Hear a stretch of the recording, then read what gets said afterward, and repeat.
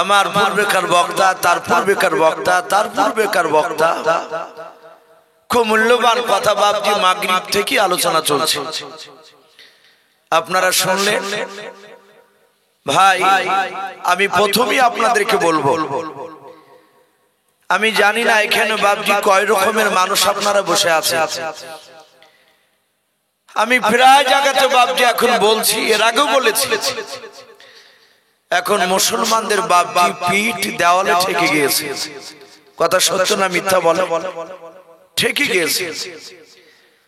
বর্তমান বাপজি এখন আর বেরেলি, দেবন্দি, ফারাজি এসব নিয়ে বাপজি আর তর্ক করে লাভ নেই।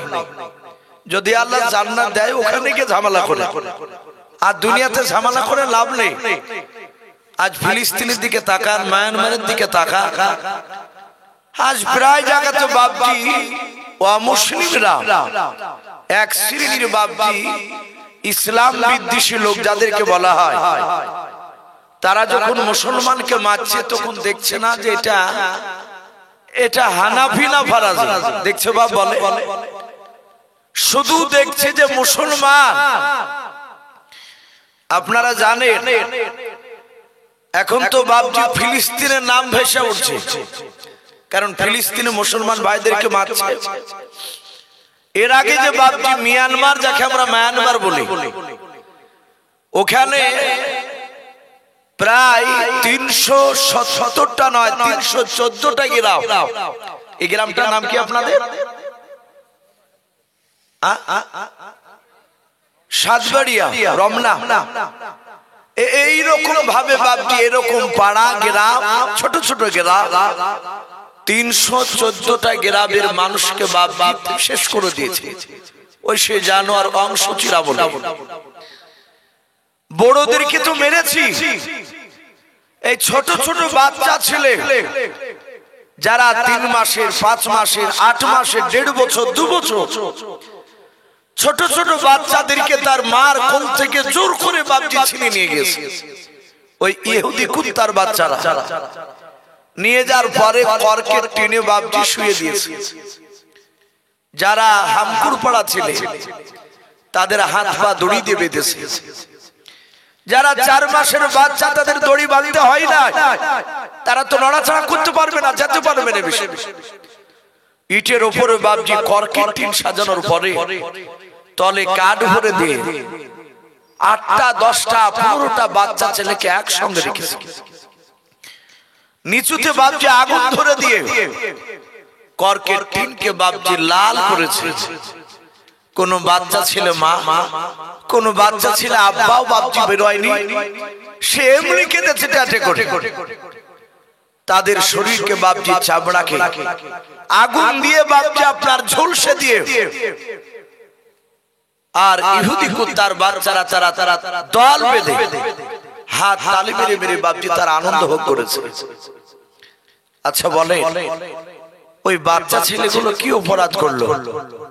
তারা তো আল্লাহ নামটা বাপজি প্রকাশ্যে বলতে পারে, অনেকের বেরোয়নি। তাদের অপরাধ একটাই, সেটা হচ্ছে বাপজি মুসলিম ঘরে জন্ম নেওয়া। তা আমি প্রতিটা বাপজি ভাইদেরকে বলবো, ভাই আজ আমাদের মুসলিমদের এলাকার এক শ্রেণীর বাপজি মানুষেরা তারা হাসছে। আজ প্রতিটা জায়গায় দলাদলি। আজ কেন কথাটা বলছি ভাই, আমি গত কয়েকদিন আগে খামার বাটিতে যাচ্ছিলাম, জালসা না খুনিয়া পুকুর। আমি যাচ্ছি, একজনকে সালাম দিলাম, তো আরো 4-5 জন ওখানে ছিলেন। বলছে ওর সালামের উত্তর দেওয়া যাবে না। বলে কেন? বলে ওরা দেওবন্দি আলেম, ওদেরকে সালাম দেওয়া যাবে না। বাস্তব কথা বলছে। আমাকে এত দুঃখ লেগেছিল, আমি সেদিনও জালসাতে বলেছি। এই জন্য ভাই বলবো, কবরে 3টা প্রশ্ন করা হবে। মান রব্বুকা, মান নাবিয়ুকা, ওয়া মা দীনুকা। এই 3টা প্রশ্নের মধ্যে বাপজি তুমি বেরেলি ছিলে না হানাফি ছিলে, ফারাজি ছিলে না কি ছিলে, সব জিজ্ঞাসা করবেন। আমি আপনাদেরকে বলবো, যারাই কলেমা পড়ে তারাই আমাদের দ্বীনি ভাই। বলুন আলহামদুলিল্লাহ। সে নাভির উপরে হাত বাঁধুকা, নাভি নিচে হাত বাঁধুক।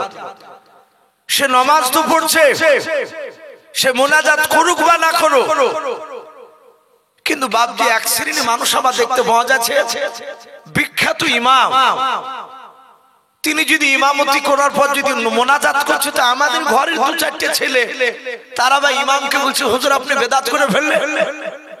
এটাও বাপজি শুরু হয়েছে নতুন একটা ফিতনা।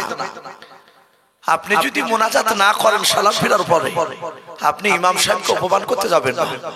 আপনার যদি প্রয়োজন মনে হয় ইমাম সাহেবকে পার্সোনাল ডেকে নিয়ে আদবের সহিত জিজ্ঞাসা করুন, আপনি তার সাথে জানা দরকার থাকলে জানো। আর আপনি লোকের সামনে তাকে অপমান করা, এটাও বাপজি শরিয়াতে সে হুকুম দেয়নি, এটা অন্যায়। আপনি মোনাজাত না করলে আপনি যে বেঈমান হয়ে যাবেন এটা নয়, আর মোনাজাত করলে তো সেও তো বেঈমান হচ্ছে না। ভাই এগুলো চরম বাপজি ফিতনা শুরু হয়েছে। তা আমি আপনাদেরকে বলবো ফিতনার দিকে যাব না ভাই। আপনাদের জানা থাকলে ইমামের সাথে জানো, আর তাসবিহ করলে পরে বসে বসে তাসবিহ করুন, তাতে সমস্যা নেই। আমি আর অন্যদিকে যাব না ভাই। আমি আপনাদের কাছে সুলাইমান আলাইহিস সালাম, হযরত সুলাইমান আলাইহিস সালাম সম্পর্কে কিছু কথা বলে ইনশাআল্লাহ ভাই আমার বক্তব্যতে টানবো। আমার পরে আজকে জালসা তিনি প্রধান বক্তা, তিনি আশা করি হয়তো চলে এসেছেন, উনি কিছুটা আলোচনা করে দোয়া হবে। তাহলে আমি আর অন্যদিকে যাব না। আমার বলার উদ্দেশ্য একটাই, যে যত নবী রাসূল আল্লাহ দুনিয়াতে পাঠিয়েছিলেন সবাই তারা দ্বীনের মেহনত করেছেন, বলুন আলহামদুলিল্লাহ। তারা সবাই মানুষের কাছে বাপজি কলমার দাওয়াত দিয়েছে। আজ আমাদের বাপজি অনেক মানুষ, এটাও ফিতনা উঠেছে, কিছু মনে করবেন আমি নিরপেক্ষভাবে বলছি, আমাদের কেন ভুল থাকবে? এখানে তাবলীগ আসে, আপনাদের তাবলীগ অনেক জায়গায় তাবলীগ বাপজি যাচ্ছে দেখছি। আবার এই তাবলীগকে বাপজি সবাই সমর্থন করে না, অনেকে মানে না। তারা কি বলে যে এই তাবলীগ তো সেই তাবলীগ নয়, আল্লাহ রাসূল তো তাবলীগ করেছিলেন অমুসলিমদের কাছে, আর এরা যা তাবলীগ করছে মসজিদে মসজিদে গিয়ে এরা তো মুসলমানদের কাছে যাচ্ছে। আমরা এই তাবলীগকে মানি না। অনেকে বলছে ভাই, আমি অনুরোধ করবো ভাই এরকম কথা বলবেন না, আমরা নামে মুসলমান। আমি আপনার সাথে একমত যে তাবলীগটা এখন বর্তমান করছে এটা রাসূলুল্লাহর তাবলীগের সাথে মিল খাচ্ছে না, এটা আমি একমত। কিন্তু এটা সেই তাবলীগ নয় যে রাসূলুল্লাহ যে তাবলীগ করেছেন, এটা তা নয়। নবীদের তাবলীগ ছিল বেঈমানের কাছে কলমার দাওয়াত পৌঁছানো, তাই তো নাকি? আর আমাদের এখন মুসলমানের কাছে তাবলীগ নিয়ে যাচ্ছে। এই তাবলীগটা হচ্ছে ইসলাহ তাবলীগ। কি তাবলীগ বললাম ভাই? ইসলাহ তাবলীগ, এটা আরবি শব্দ। এর অর্থ হচ্ছে বাপজি সংশোধন করা তাবলীগ। এখানে আমরা অনেকেই আছি, আচ্ছা বলেন ওযু করতে গেলে পানি দরকার হয় না ভাই? আচ্ছা যদি আপনি পানি না পান ওই ক্ষেত্রে আপনি কি করে ওযু করবেন? একটু জোরে বলুন তো। তায়াম্মুম করবেন। আচ্ছা মাটি দিয়ে যদি তায়াম্মুম করতে হয় না কাদা দিয়ে করতে হয়, একটু জোরে বলেন। শুকনো মাটি কিংবা শুকনো ধুলো, আচ্ছা ধুলো নিয়ে যদি আপনি তায়াম্মুম করেন, এখানে অনেক বাপজি ভাই আছে। আচ্ছা তায়াম্মুম কারা কারা জানেন একটু হাত তুলেন তো ভাই। যদি আপনার পানি না থাকে তাহলে তায়াম্মুম ধুলো দিয়ে করবেন। দেখেন চারজনে হাত উঠলো, আছে আমরা অনেক না, অনেক বাপজি ভাই আছে। তাহলে আমরা তো কলমা পড়া মুসলমান, তাহলে তায়াম্মুম করা বাপজি আমরা জানি না। যারা জানেন না তাদেরকে যদি ধুলো দিয়ে তায়াম্মুম করতে দেওয়া হয় ওযু, তাহলে ও দেখবে যে এক বদনা যখন পানি লাগে তাহলে এক বদনা ধুলে লাগে, তাহলে এক বদনা ধুলে নিয়ে এসে আমরা দেখতে পাই যে এই কবজি পর্যন্ত হাত ধোয়, তাহলে তিনবার এই ধুলে নিয়ে ভাবে বুলালে, তাই তো করবে। সবাই চিন্তা করবে যে কুলি তো করে দেখেছি পানি দিয়ে, আর ওযু করলে আমরা তো কুলি করেছি। তাহলে সেই ব্যক্তি কি করবে? দেখবেন ও 3 মুঠ ধুলে নিয়ে মুখে ভরে কেন লড়াবে তো, না জানলে তাই তো করবে। ভাই এই বর্তমান যে তাবলীগ গুলো হচ্ছে এগুলো তো বাপজি এই সব জিনিসগুলো শিক্ষা দেওয়া হয়। আপনি পায়খানা ফিরতে যাবেন কি করে, খাবার খেতে বসবেন কি করে, আপনি নামাজে দাঁড়াবেন কি করে, একটা চিন্তা করে দেখবেন। কাল কি ফজর নামাজ, যারা নামাজ পড়ে আমরা নামাজে দাঁড়াই, কিন্তু আমাদের দাঁড়ানোর সময় পশ্চিম দিকে মুখ করে, মুখটা দেহটা পশ্চিম দিকে থাকে, কিন্তু আমাদের পা দুখানা পশ্চিম দিকে থাকে না। বাপ দেখবেন অনেকের পা এটা সোজা আছে পশ্চিম, এবার অনেকের এইভাবে পায়ের আঙ্গুলগুলো ইংরেজিতে ভি এর মতো হয়ে যায়। কথা ঠিক না বেঠিক বলে? একেবারে সেম ভি এর মতো। আমরা কি লক্ষ্য রেখেছি যে নামাজে দাঁড়িয়ে যদি এই আঙ্গুলগুলো যদি এই দিকে হয়ে যায়, তার মানে পশ্চিম দিকে হচ্ছে না, বেঁকে গেলে অন্যদিকে চলে যাচ্ছে। ইংরেজিতে ভি এর মতো যদি হয়, বেঁকে যদি যায়, আপনি নামাজ পড়বেন কিন্তু নামাজ আল্লাহ দরবারে কবুল হবে না, নামাজটাই বাতিল। তাহলে এই সব জিনিসগুলো বাবজি শিক্ষা দেওয়া হয়। এই জন্য বাবজি এটাকে ইসলাহ তাবলীগ বলা হয়। নবী সাল্লাল্লাহু তাআলা আলাইহি ওয়াসাল্লামরা তারা দ্বীনের মেহনত করেছে, শুধু মানুষের দ্বারাই নয়। আপনার বলা হয়েছে যে আপনার পাখিরও মারফতে কলমার দাওয়াত দিয়েছেন, বলুন আলহামদুলিল্লাহ। পাখিরও মারফত বলে কেমন করে? আমরা সকলেই জানি নবী সুলাইমান আলাইহিস সালাম পৃথিবীর মধ্যে বাবজি একজন বিখ্যাত বাদশা ছিলেন। কথা সত্য না মিথ্যা বলে? বিশাল বাদশা। নবী বলেছেন গোটা পৃথিবীতে বাবজি চারটি বাদশা আপনার দাদাগিরি চালিয়েছিল। সারা পৃথিবীর বাবজি বাদশা হয়েছিল। দুটো বাদশা ছিল বেঈমান, আর দুটো বাদশা ছিল বাবজি ইমানদার। যেই দুটো বাদশা গোটা পৃথিবীকে বাবজি শাসন করেছিল, শাসন করে নাই, তারা চুষে খেয়েছিল, অত্যাচার করেছিল। তার মধ্যে থেকে একটা বেঈমান বাদশার নাম ছিল বক্তেনাসা। দ্বিতীয় আরেকটা যে বাদশা বেঈমান, তার নাম ছিল বাবজি নমরুদ। নাম শুনে নাই? ইব্রাহিম আলাইহিস সালামের জামানায় যে কুখ্যাত বাদশা ছিল বেঈমান, এরা গোটা পৃথিবীকে বাবজি শোষণ করেছিল। আর দুটো ইমানদার বাদশা গোটা পৃথিবীর তারা শাসন করেছিল। শোষণ আর শাসন আলাদা।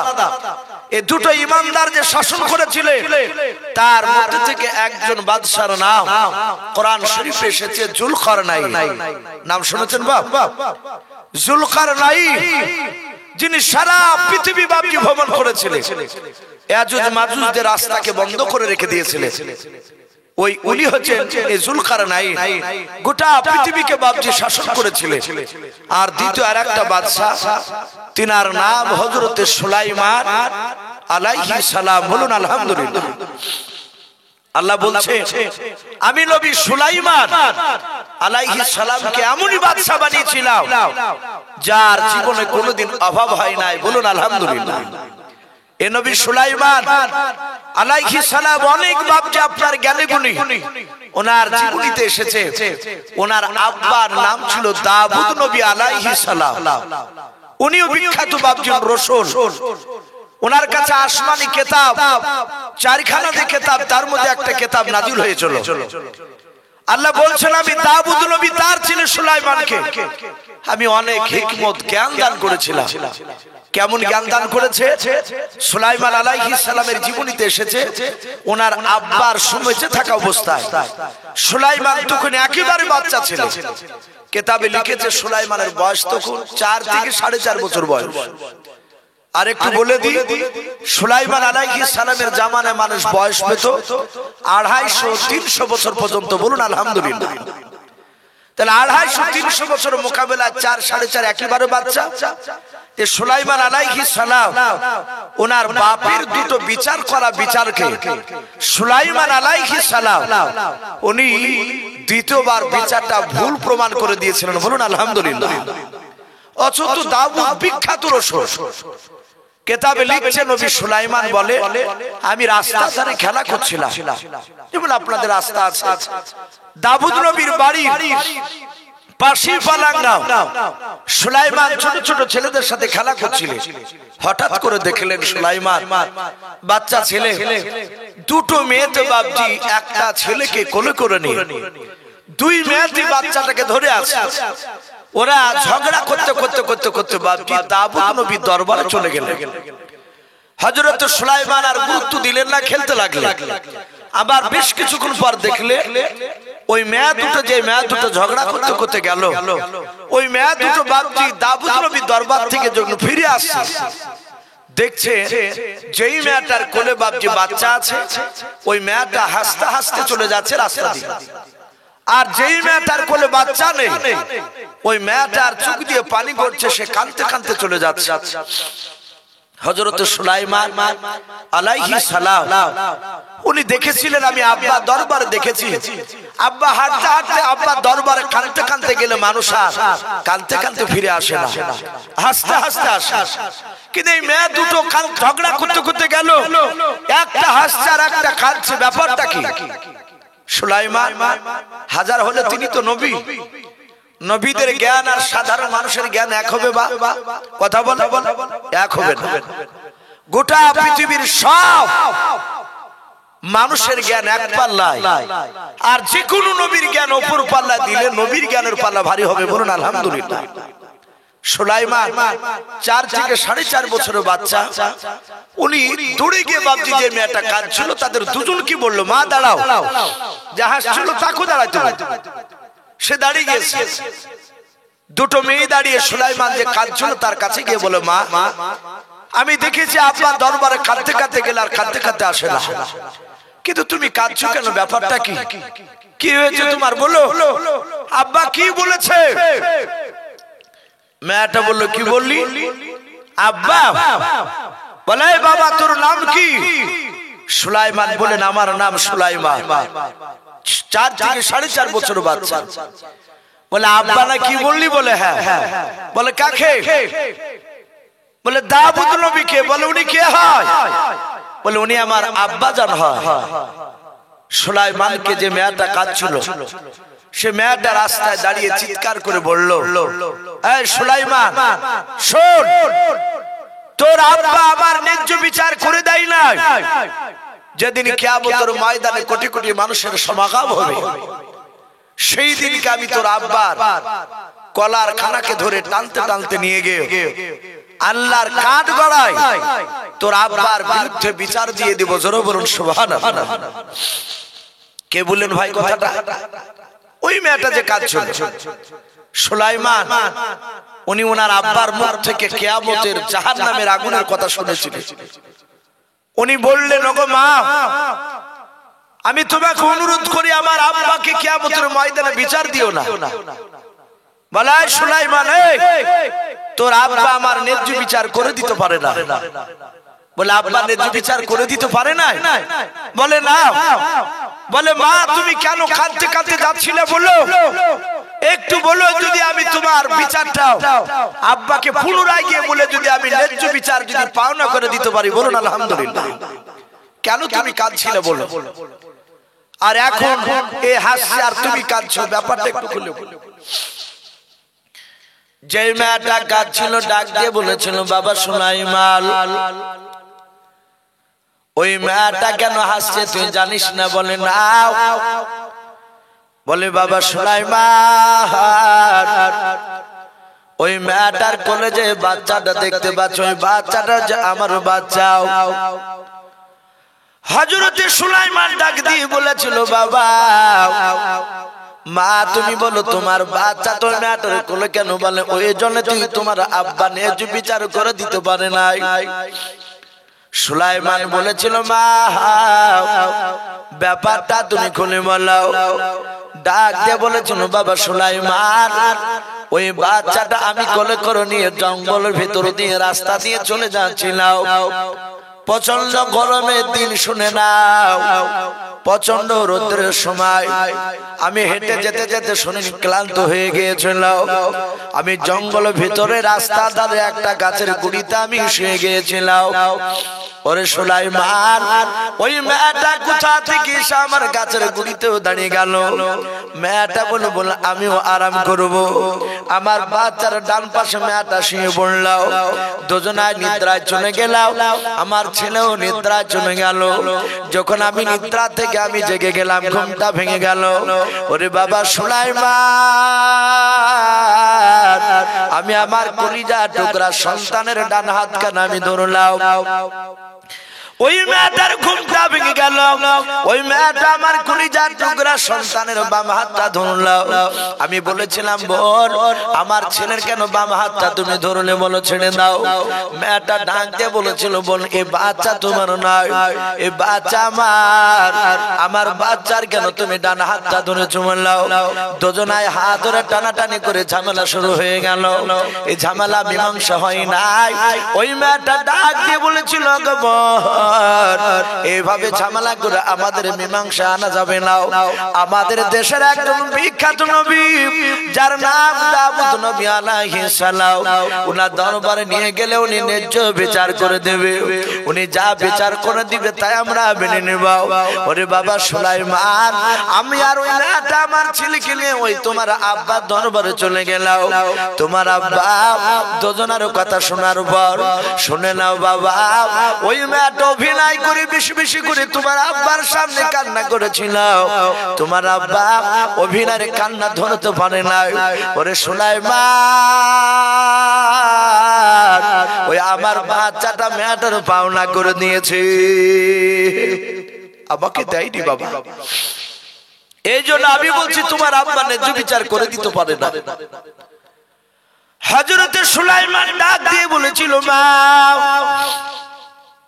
আমার আব্বা ন্যায্য বিচার করে দিতে পারে নাই। বলে নাও, বলে মা আবার আব্বার কাছে চলো, আমি আব্বাকে বলবো দ্বিতীয়বার যেন বিচারটা চিন্তা ভাবনা করে যেন করে।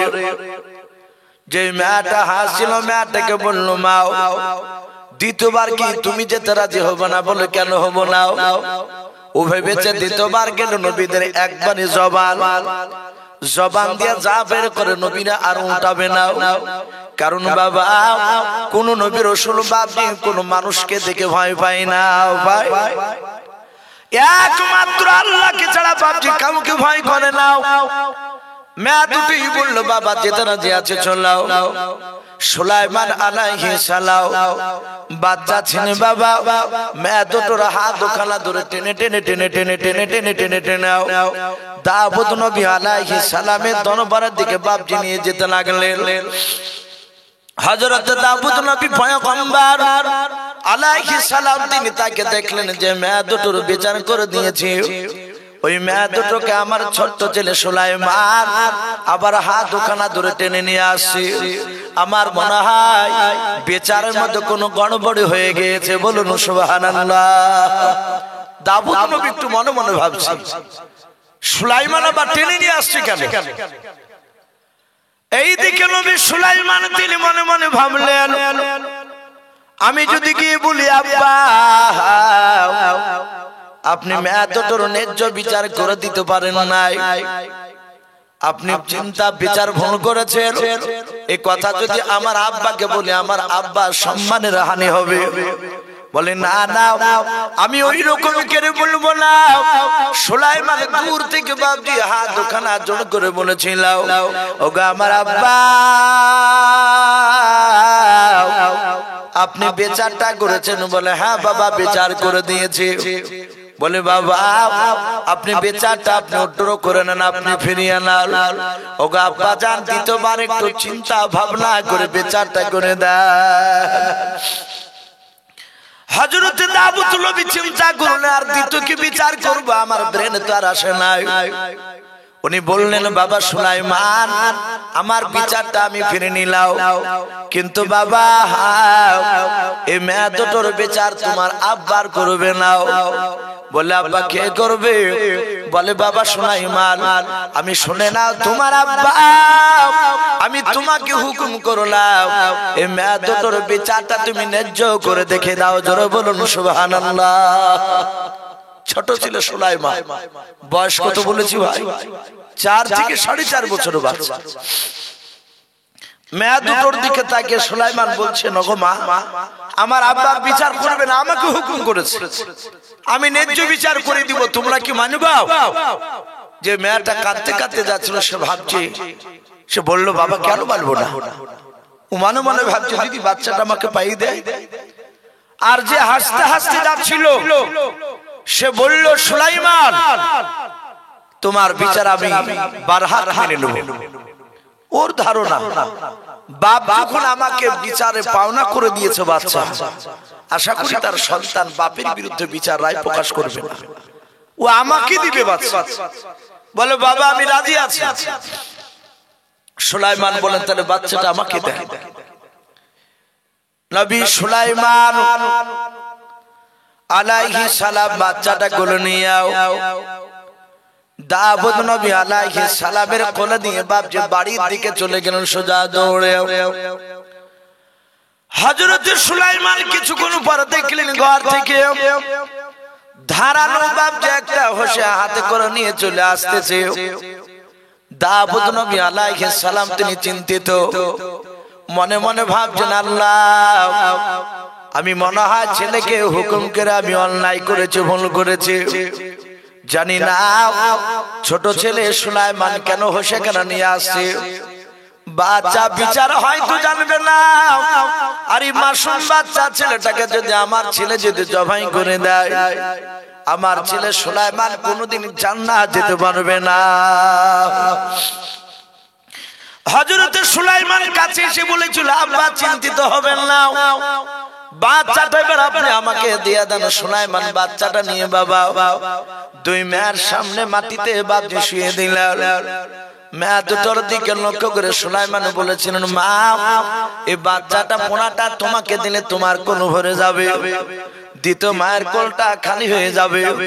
আর এই বাচ্চা দ্বিতীয় মাকে যদি দ্বিতীয় মার কোলটা ভরে যাবে, আর প্রথমকার মার কোলটা ভরবে না, তাহলে ন্যায্য বিচার হবে না। ওগো মা যদি একবার হুকুম দিয়ে দাও, এই হোসেখানা দেখতে পাচ্ছ বলে এই বাচ্চাটার দুই পায়ের মাঝখানে বেঁধে দিয়ে আমি ফড়ফড় করে ফেড়ে ফেলবো, অর্ধেকটা বাচ্চা তোমাকে দেব আর অর্ধেকটা বাচ্চা তোমাকে দেব, দুজনাই সমান সমান পেয়ে যাবা। বলো মা আমার বিচার ন্যায্য হলো কিনা বলা। যেই মেয়েটা বাপজি হাসতে হাসতে যাচ্ছিল, ওই মেয়েটা ডাক দিয়ে বলেছিল সুলাইমান শুনে নাও, বাচ্চাটা জবাই করে দিলে আমি মানতে রাজি আছি, আমি মেনে নিব। সুলাইমান আলাইহিস সালাম দুই পায়ের মাঝখানে বাপজি ভরে দিও, যাতে হোসেখানা বাপজি বেঁধে দিয়ে টান মারতে যাবে। আর ওই সময় হযরত সুলাইমানের বাপজি পা দুখানা বাপজি যেই মেয়েটা বলেছিল সুলাইমান তোমার আব্বা ন্যায্য বিচার করে দিতে পারে না, কিয়ামতের ময়দানে তোমার আব্বার বিরুদ্ধে বিচার দিব বলেছিল। ওই মেয়েটা দৌড়ে গিয়ে সুলাইমানের পা দুখানা জুড়ে ধরে বলেছিল বাবা সুলাইমান আমি তোমার ন্যায্য বিচার পেয়ে গিয়েছি, জোরে বলুন সুবহানাল্লাহ। ওরে সুলাইমান আমার ছেলেকে আর তুমি জবাই করো নাও। সুলাইমান বলে কেন মা জবাই করবো নাও? বলে বাবা রে আমি তোমার বিচার বুঝতে পেরেছি, আমার ছেলের অর্ধেকটা যদি জবাই করে নিতে যায়, ছেলে আমার জনম জনম কার মতো শেষ হয়ে যাবে আর জিন্দা থাকবে না। ওরে বাবা সুলাইমান তোমার আব্বা যেমন পুরোটাই দিয়ে দিয়েছিল, তুমি ওই মেয়েটাকে পুরা বাচ্চাটা দিয়ে দাও, বলুন সুবহানাল্লাহ। ডাক দিয়ে বলেছিল ওগো মা তুমি আর অর্ধেক নিবা না? বলে না। বলে ছেলে কমসে কম জিন্দা তো থাকবে, ছেলে বড় হওয়ার পর যখন ঘুরে বেড়াবে আমি আমার সন্তানের দিকে তাকে নিজের জানকে সাবুক দিয়ে বলবো আল্লাহ এই বাচ্চাটা আমার সন্তান, বলুন আলহামদুলিল্লাহ। সাথে হাতে সুলাইমান হোসেখানাকে টান মেরে ফেলে দিয়ে বাচ্চাটা তুলে যেই মেয়েটা জবাই করতে বারণ করলো তার কোলে বাচ্চাটা দিয়ে সুলাইমান নবী ওনার আব্বা দাউদ নবী আলাইহিস সালামকে ডাক দিয়ে বলে আব্বা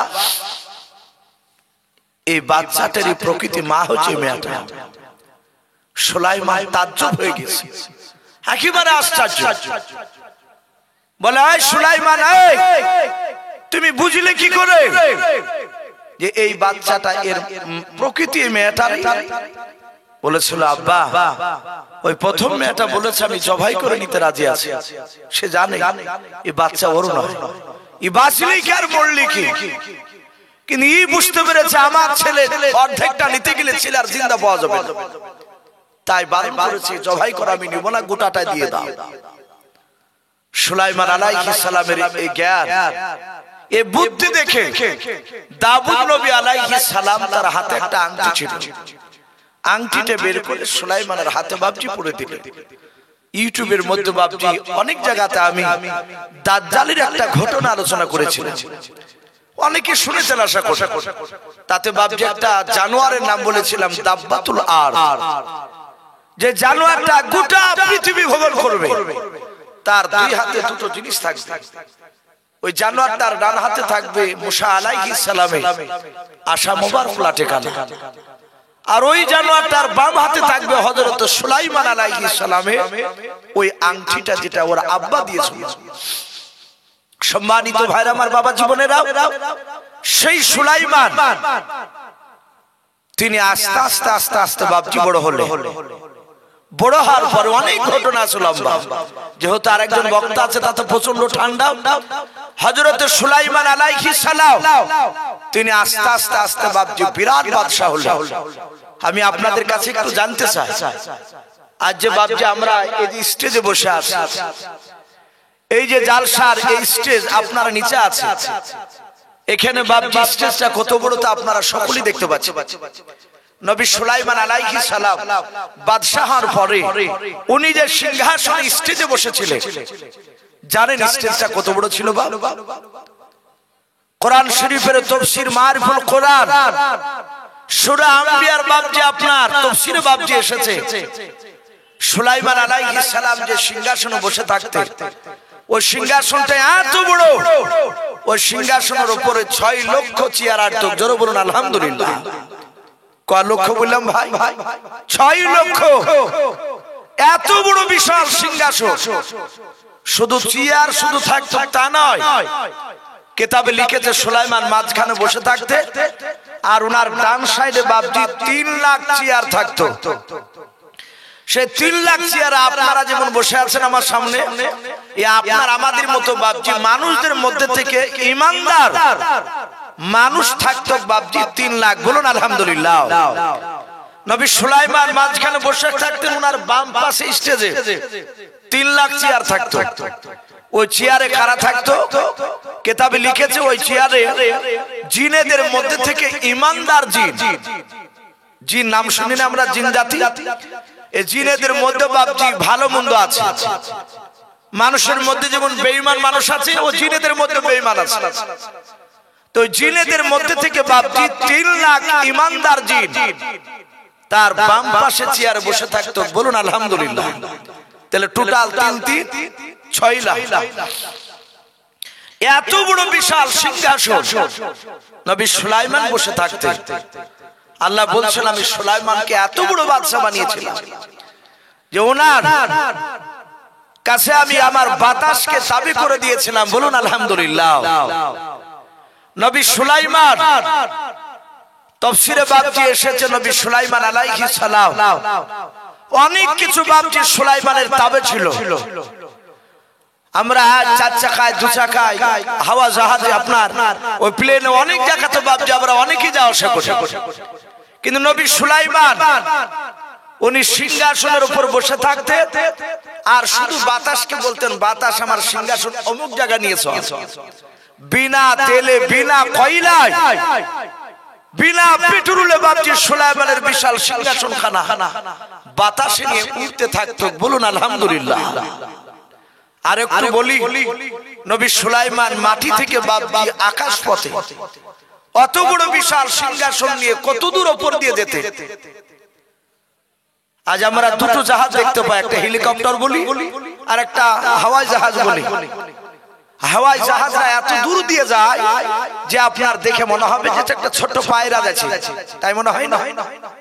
আর একটা হেলিকপ্টার উড়ে যায়, এক একটা হেলিকপ্টার এমন কাহা দিয়ে যায় মনে হয় যে ঝাড় থেকে দুখান বাঁশ কেটে নিয়েছে, জোর দিয়ে গুতা মারলে মনে হয় যে হেলিকপ্টারে ঠেকে যাবে, মনে হয় না? তো নবী সুলাইমান কত দূর উপর দিয়ে উঠতে, কিতাবে লিখছে 1350 কিলোমিটার উপর দিয়ে উড়ে যেত। বলুন আলহামদুলিল্লাহ। 1350 কিলোমিটার। এই নবী সুলাইমান আলাইহিস সালাম উনি সিংহাসনে বসে আছে। হঠাৎ করে নবী সুলাইমান আলাইহিস সালাম তিনি সফর করতে যাবেন, ভ্রমণ করতে যাবেন। ভ্রমণ করা, সফর করা, এটা নবীদের সুন্নাত। বলুন আলহামদুলিল্লাহ। নবী সুলাইমান সঙ্গে সঙ্গে বাপজি জিন আর মানুষ আরো লিখেছে হায়াতুল হায়াত বলে কিতাবটা। আল্লামা কামালউদ্দিন দামির রহমাতুল্লাহ আলাইহি বলেছে যে সুলাইমানের সিংহাসনের উপরে লক্ষ লক্ষ বাপজি পাখিরা এইভাবে ডানাতে ডানা মিলে তারা সূর্যের তাপকে আড়াল করে দাঁড়িয়ে থাকতো সারা দিন। বলুন আলহামদুলিল্লাহ। তার মানে পাখিরা নবী সুলাইমানের তাবে ছিল। নবী সুলাইমান সফর করতে যাবেন, ভ্রমণ করতে, তাই হঠাৎ করে বাপজি তিনি বলছেন ওয়া হুশিরা লি সুলাইমান জুনুদুহু মিনাল জিন্নি ওয়াল ইনসি ওয়াত তায়রি ফাহুম ইউজাউন।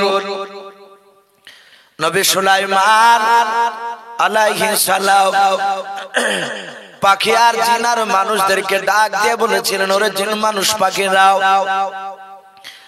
আমি ভ্রমণ করতে যাব, সফরে যাব, বলে তোমরা আমার সাথে যেতে রাজি আছো কিনা?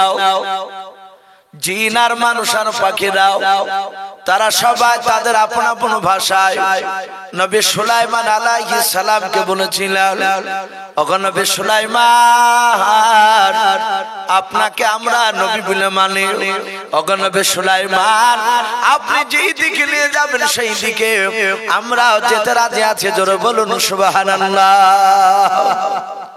নবী অসুবিধা নেই, আপনি যেই দিকে নিয়ে যাবেন সেই দিকে আমরাও যাব। হযরত নবী সুলাইমান আলাইহিস সালাম বাতাসকে বাপজি শুধু একটু ইশারা করলেন, বাতাস করে নিয়ে চল। বাতাস নবী সুলাইমানের সিংহাসন খানা নিয়ে বাবা আকাশ পথে বাপজি উড়তে শুরু করে দিল। অনেকটা দূর দিয়ে বাপজি উড়ে যাচ্ছেন। নবী সুলাইমান আলাইহিস সালাম আকাশ থেকে বাপজি নিচের দিকে তাকালেন, জমিনের দিকে, কোথায় আমার সিংহাসন খানা নিয়ে নামানো যায়। নবী সুলাইমান উপর থেকে বাপজি এমন একটা জায়গার দিকে তাকালেন, এমন একটা ফাঁকা মাটির দিকে তাকালেন, কোরআন শরীফে বাপজি পাওয়া যায় হাত্তা ইযা আতাও আলা ওয়াদিন নামাল। নবী সুলাইমান বলেন, আমি যেই জায়গায় নেমে গিয়েছিলাম আমি দূর থেকে লক্ষ্য করে দেখলাম ওই ময়দানটায় লক্ষ লক্ষ কোটি কোটি পিঁপড়া ঘোরাফেরা করেছিল। জোরে বলুন সুবহানাল্লাহ। কয়েক লক্ষ না, বলে কোটি কোটি ফেরেশতা দেখলাম, ফেরেশতা নয় পিঁপড়া দেখলাম ওই ময়দানে সব গিজগিজ গিজগিজ করছে, ঘুরিয়ে বেড়াচ্ছে। নবী সুলাইমান বাতাসকে বলছে, বাতাস, আমার সিংহাসন খানা ওই ময়দানটায়, ওই যে পিঁপড়া দেখতে পাচ্ছি যেখানে আছে ওই ময়দানে আমার সিংহাসন খানা নিয়ে গিয়ে নামি দিবি। তার 6 লক্ষ সৈন্য আছে সিংহাসন, 3 লাখ জিন আর 3 লাখ মানুষ, আর কয়েক লক্ষ বাপজি পাখিরা উপরে বাপজি উঠছে সিংহাসনকে ঘেরাও করে নিয়ে, সূর্যের তাপ যেন না লাগে। বলে ওই জায়গায় নামাবি, চল। বাতাস নবীকে বলে, হুজুর চিন্তা না, আমি ঠিক নামি দেব। হযরত সুলাইমান আলাইহিস সালাম বলেন, আমি দেখলাম নামার আগে লক্ষ লক্ষ কোটি কোটি পিঁপড়া ওই ময়দানে তারা ঘোরাফেরা করছিল। আমি যখন সিংহাসনে একেবারে একদম নিচে নামানাম অবস্থায় 2 থেকে 3 কিলোমিটার দূর থেকে দেখলাম যে পিঁপড়াটা আমার দিকে প্রথমে তাকিয়েছিল, কোন পিঁপড়ার তাকানে, শুধু একটা পিঁপড়া তাকিয়েছিল। অপর দিকে তাকিয়ে নবী সুলাইমানের সিংহাসন খানা দেখেছে। দেখার পরই ওই পিঁপড়াটা সমস্ত ময়দানের পিঁপড়াকে কি যেন গুনগুন করে বলল, আর সব পিপিলিকা, আমরা যাকে পিঁপড়া বলি, সব মাটির ভিতরে হুড় হুড় করে তারা সব গর্তে চলে গেল। বলুন আলহামদুলিল্লাহ। শুধু একটা পিঁপড়াই বাপজি ওই জমিনের উপর আছে। নবী সুলাইমান আলাইহিস সালাম নামার পরে তিনি আশ্চর্য হয়ে গেলেন যে সব পিঁপড়া গর্তে গেল কেন, আর একটাই পিঁপড়া আছে। নবী সুলাইমান সিংহাসন থেকে নেমে সোজা হেঁটে একটু দূরে দেখছে পিঁপড়াটা দাঁড়িয়ে। সুলাইমান আলাইহিস সালাম পিঁপড়াটার কাছে গিয়ে ডান হাতে পিঁপড়াটা ধরলেন। ধরার পরে বাম হাতের বাপজি তালুতে নিলেন। পিঁপড়াকে তোলার পরে সুলাইমান পিঁপড়ার ভাষাতে, মানুষের ভাষা বললে তো পিঁপড়া বুঝতে পারবে না, পিঁপড়ার ভাষায় নবী সুলাইমান বলছে, পিপীলিকা, আমি আসমানে যখন চলছিলাম আকাশ পথে, আমি যখন তোমার এই ময়দানে নামবো ইরাদা করলাম, তখন দেখলাম এই ময়দানে লক্ষ লক্ষ কোটি কোটি পিঁপড়া। আর তুমি জানো কি গুনগুন করে বললে, আর সব পিঁপড়ারা গর্তে চলে গেল, তারা কেউ দাঁড়ালো না, আর তুমি শুধু একাই দাঁড়িয়ে আছো, গর্তে যাও না, ব্যাপারটা কি? কেন তাদেরকে গর্তে যেতে বললে বলো? পিঁপড়া নবী সুলাইমানের মুখ থেকে পিঁপড়ার ভাষা শুনে, পিঁপড়াতে বলছে পিঁপড়ার ভাষা, ওগো নবী সুলাইমান, আপনি আমার ভাষা বুঝতে পারেন? জোরে বলুন সুবহানাল্লাহ। নবী সুলাইমান বললেন, এ পিপীলিকা, আমি তোর ভাষা বলতে পারি, বুঝতে পারি। আল্লাহ রাসূল সাল্লাল্লাহু আলাইহি ওয়াসাল্লাম বলে, গোটা পৃথিবীতে 1,24,000 নবী রাসূলের মধ্যে থেকে আমরা অনেকেই বলি মতান্তরে 2,24,000 নবী রাসূল, কিন্তু মিশকাত শরীফে বাপজি 1,24,000 এর কথাটা এসেছে। 1,24,000 যদি মানা যায়, জাতা নবী নাকি? এতগুলো নবী রাসূলের মধ্যে থেকে আল্লাহ রাসূল বলছেন মাত্র দুটো নবী সারা পৃথিবীর মাখলুকাতের কথা বুঝতে পারতেন এবং বলতে পারতেন। জোরে বলুন সুবহানাল্লাহ। কটা নবী বললাম? দুটো নবী। এক নম্বর নবী হচ্ছে দুনিয়াতে সিরিয়াল অনুযায়ী আসা অনুযায়ী তিনি হচ্ছে এই নবী সুলাইমান আলাইহিস সালাম। উনি পিঁপড়ার সাথে বাপজি কথা বলছিলেন। দুই নাম্বার নবী সুলাইমান যেমন সারা পৃথিবীর মাখলুকাতের কথা বলতে পারতেন, বুঝতে পারতেন, আপনার আমার রাসূল সাল্লাল্লাহু আলাইহি তিনিও বাপজি সারা পৃথিবী মাখলুকাতের কথা বুঝতে পারতেন, বলতে পারতেন। জোরে বলুন আলহামদুলিল্লাহ। আপনারা শুনেছেন আশা করি, মসজিদে নববীতে রাসূল মক্কা থেকে বাপজি মদিনাতে হিজরত করে যাওয়ার পরে সর্বপ্রথম নবী আমার একটা মসজিদ বানিয়েছিলেন। ওই মসজিদটার নাম ছিল বাপজি মসজিদে নববী। কথা সত্য না মিথ্যা বলে? মসজিদে নববী। আজ আপনাদের ইমাম সাহেব, যোগ্যতম যে ইমাম মুফতি বাশির সাহেব মাদ্দাজিলুল আলী, উনি যখন জুম্মার দিনে বক্তব্য দেয় তখন ওই তিনটে ধাপিতে ওঠে না, তিনটে ধাপিতে বাপজি ওটাকে মিম্বার বলা হয়। আমার নবী বাপজি মসজিদে নববী তৈরি করার পরে সাথে হাতে সেই তিনটে ধাপি বাপজি ছিল না। দরদি নবী আমার মসজিদে বাপজি রাসূলের মেহরাবের পাশে মিম্বারের পাশে একটা খাজুর গাছ ছিল, যে গাছটার নাম রাসূল সাল্লাল্লাহু আলাইহি ওয়াসাল্লাম খাজুর গাছটার নাম রেখেছিলেন উস্তুনে হান্না। কি নাম বললাম বাপ? একটু মনে রাখেন, গাছটার নাম কি? উস্তুনে হান্না। ওই খাজুর গাছটার নাম। আমরা তো খাজুর গাছ করি। শুধু ওই মসজিদে নববীর ভিতরে রাসূল আমার জুম্মার দিনে যে কোনো সময় নবী বক্তব্য দিতে গিয়ে আমার রহমতের নবী ওই খাজুর গাছটায় দাঁড়িয়ে পিঠ লাগিয়ে রহমতের নবী বাপজি ঘন্টার পর ঘন্টা তিনি বয়ান রাখতেন। বলুন আলহামদুলিল্লাহ। তখন এই মিম্বার ছিল না, তিনটা ধাপি বিশিষ্ট বাপজি কাঠ কিংবা ইটের কিংবা মার্বেলের বলেন না কেন, এই মিম্বার তখন ছিল না। সাহাবারা তারা চাতক পাখি নাই, ঘন্টার পর ঘন্টা তারা বক্তব্য শুনতেন। তারা তো চর্মচোখে রাসূলুল্লাহকে ডাইরেক্ট দেখতেন। তারা জানতেন যে নবী চেহারার দিকে মহব্বতে যতবার তাকানো যাবে, যতক্ষণ ধরে তাকাবো আমাদের জীবনের পূর্বেকার সব গুনাহগুলো আল্লাহ মাফ করে দিবেন। বলুন আলহামদুলিল্লাহ। এত দামি নবী। সাহাবারা দেখতে নবী ঘন্টার পর ঘন্টা আলোচনা করতে করতে নবীর পা ব্যথা করত। দাঁড়িয়ে তো শুধু পিঠ লাগিয়ে হিলাম দিয়ে, কিন্তু দাঁড়িয়ে দাঁড়িয়ে বক্তব্য রাখত। সাহাবা আনাস বিন মালিক রাদিয়াল্লাহু তাআলা আনহু বাবা ওই মসজিদে নববীর ভিতর থেকে তাকে থেকে দেখলেন রাসূলুল্লাহর বক্তব্য। আল্লাহর নবী ঘন্টা খানিক করার পর বাপজি বক্তব্য দেওয়ার পর আনাস দেখলেন নবী আমার একবার ডান পাটা বাপজি আপনার নড়াচ্ছেন, আবার কিছুক্ষণ পর দেখছেন নবী আমার বাম পাটা নড়ায়, এক পা বেশি ভর দেয় আর একটা পা যেই পাটা ব্যথা করতো সেই পাটাকে একটু আরাম দিত। আনাস বিন মালিক রাদিয়াল্লাহু তাআলা আনহু দেশখানা দেখে নবীজির সাহাবা আনাসের চোখ দিয়ে বাপজি পানি গড়তে লাগলো। আরে আমার নবী দাঁড়িয়ে দাঁড়িয়ে বক্তব্য দেয়, নবী কষ্ট পায়। আনাস সুজা নবীর বক্তব্য শেষ করানোর পর নবী দোয়া করে দিলেন, সাহাবারা বাড়ি চলে গেলেন। আনাস বাড়িতে গিয়ে তার বিবিকে ডেকে বললেন, কিতাবে লিখেছে ওই আনাসের বিবির নাম ছিল আয়েশা। কি নাম বললেন? হযরত আয়েশাকে ডাক দিয়ে বললেন, আয়েশা আমার নবীজি দাঁড়িয়ে দাঁড়িয়ে বক্তব্য দিতে গিয়ে কষ্ট পায় রে আয়েশা, আমার নবীকে কোনো আরামদায়ক জায়গা জিনিস তৈরি করা দিয়ে যায় কিনা বলাও। স্বামী স্ত্রী দুজনায় বাপজি আলোচনা করতে করতে বাবা আনাসের বিবি আয়েশা তিনি অনেক বুদ্ধিমতা বাপজি নারী ছিলেন, সতী সাধ্যবতী রমণী ছিলেন।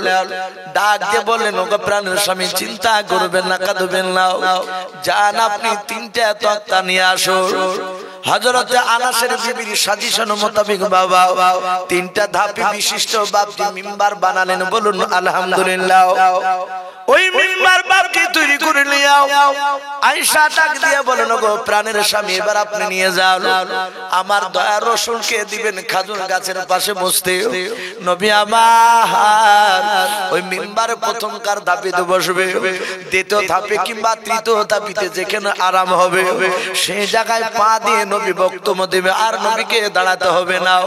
আল্লাহ নবীর সাহাবা আনাস বিন মালিক রাদিয়াল্লাহু তাআলা আনহু বাবা মাথায় করে ওই খাজুরের বাপজি আপনার তক্তার নাই, অন্য কোন কাঠের তক্তা বাপজি তিন ধাপে বিশিষ্ট মিম্বার খানা নিয়ে মসজিদে নববীর বাপজির সামনে গিয়ে খেজুর গাছ থেকে 2-3 হাত বাপজি দূরে রেখে দিয়ে আল্লাহর নবীকে বলেন, হুজুর আর আপনাকে দাঁড়িয়ে বক্তব্য দেওয়া লাগবে না, আপনি একটু বসবেন, যদি আপনার যদি কোনো অসুবিধা না হয় আপনি বসতে পারেন। আল্লাহর নবী জনাবে মুহাম্মদ রাসূলুল্লাহ সাল্লাল্লাহু তাআলা আলাইহি ওয়াসাল্লাম নবী আমার মিম্বার বাপজি চট করে বসে পড়লেন। সাহাবারা সকলেই বাপজি অবাক হয়ে আছে। আমার মনে হয় নবীজি বারণ করবে আনাস এরকম জিনিস কেন নতুন নিয়ে এসেছো মাল্লাহ, কিন্তু নবী আমার ওই মিম্বারে বাপজি বসার পাহাড় আনাসের দিকে চেয়ে চেয়ে মুচকি মুচকি হাসতেছেন। জোরে বলুন সুবহানাল্লাহ। হযরত আনাস নবীজির বাপজি মুচকি হাসি দেখে দেখে আনাসের চোখ দিয়ে বাপজি খুশিতে কান্না চলে আসলো। আনাস মনে মনে ভেবেছে, মাওলা তোমার নবী যখন আমার ব্যবহারে খুশি হয়ে গিয়েছে, আমার জীবন ধন্য হয়ে গিয়েছে। বলুন আলহামদুলিল্লাহ। কারণ আল্লাহ কোরআনে বলেছেন, কুল ইন কুনতুম তুহিব্বুনাল্লাহ ফাত্তাবিউনি ইউহিব্বুকুমুল্লাহ ওয়া ইয়াগফির লাকুম যুনুবাকুম ওয়াল্লাহু গফুরুর রহিম। আমার আল্লাহ বলেছেন, ওরে আমার নবী তুমি বলে দাও, আমার সান্নিধ্য যদি লাভ করতে হয়, আমার জান্নাত যদি নিতে হয়, ফাত্তাবিউনি হে নবীজি আপনার যেন ইত্তেবা অনুসরণ করে চলে। জোরে বলুন সুবহানাল্লাহ। সেই হযরত আনাস বিন মালিক রাদিয়াল্লাহু তাআলা আনহু বাপজি আপনার নিচে নিজে বাপজি হাসতে লাগলেন। নবী যখন হাসি করেছেন আমার আর কোনো অসুবিধা নাই। নবী আমার মিম্বারে বাপজি বসে বসে বক্তব্য দিতে লাগলেন। আর ওই খাজুর গাছটা যেটাকে উস্তুনে হান্না বলে বাপজি ডাক দেওয়া হতো, নাম রেখেছিলেন রাসূলুল্লাহ আমার।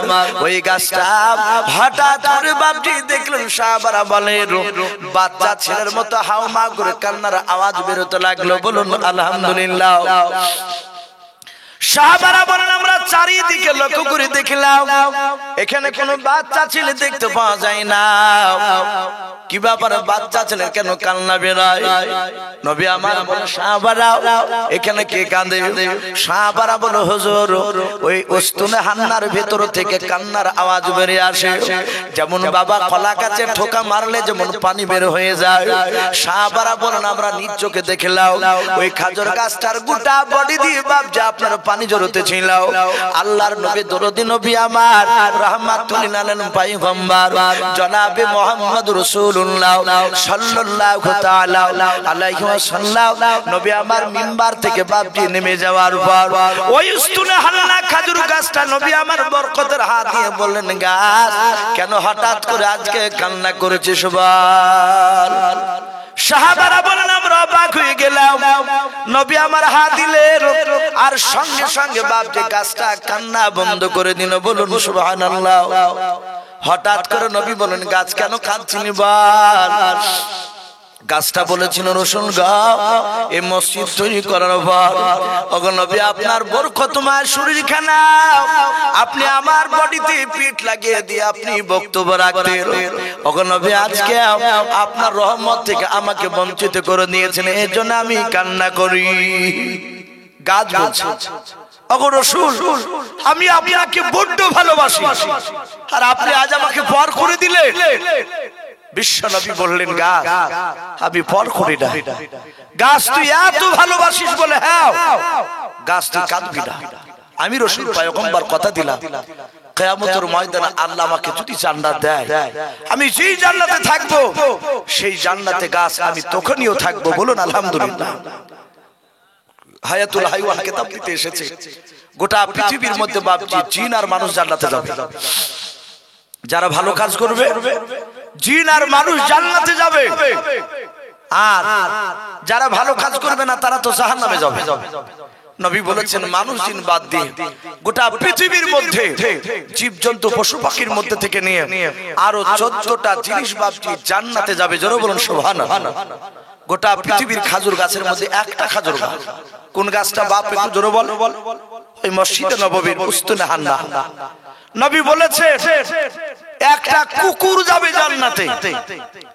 সেই কুকুরটা হয়তো শুনেছে আসহাবে কাহাফের ঘটনা বলতে গেলে পাওয়া যায় ওই যে 7 জন কিংবা 14 জন কিংবা 18 জন এখানে দ্বিমত রয়েছে সংখ্যা নেই।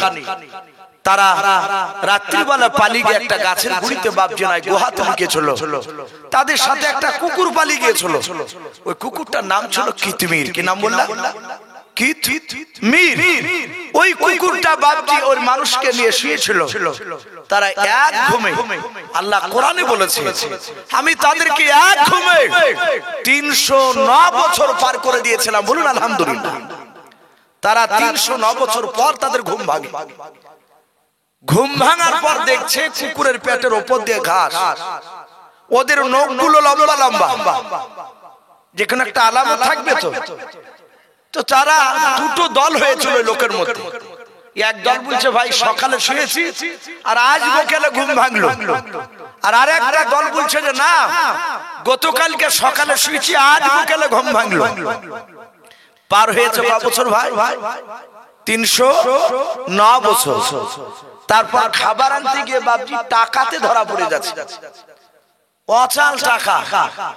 আমাদের দেশে বাপজি 1000 টাকা নোটা চলে না যদি কারো বাড়িতে থাকে। আর এই 1000 টাকার নোট নিয়ে যদি যে কোনো দোকানে যায় লোকে পাগলা বলবে, এ তো বাতিল হয়ে গেছে। ওই টাকা দিয়ে খাবার আনতে গিয়ে ধরা পড়ে। ওই কুকুরটা বিশ্ব নবী বলেছেন জান্নাতে থাকবে। বলুন আলহামদুলিল্লাহ। দুটো উটনি যাবে জান্নাতে। এইভাবে বাপজি 14টা জীবজন্তু পশু পাখির মধ্যে থেকে আরো যাবে জান্নাতে। তো ভাই আমি বলছিলাম সুলাইমান নবী যখন সারা পৃথিবীর মাখলুকাতের কথা বুঝতে পারতেন, বলতে পারতেন, আপনার আমার নবী মুহাম্মদ রাসূলুল্লাহ সাল্লাল্লাহু তাআলা আলাইহি ওয়াসাল্লাম তিনিও ভাষা বলতে পারতেন এবং বুঝতে পারতেন। জোরে বলুন সুবহানাল্লাহ। এ নবী সুলাইমান পিঁপড়ার সাথে বাপজি হাতে নিয়ে কথা বলে বলছে না পিঁপড়া এই বল তোর প্রজারা কেন গর্তে চলে গেল?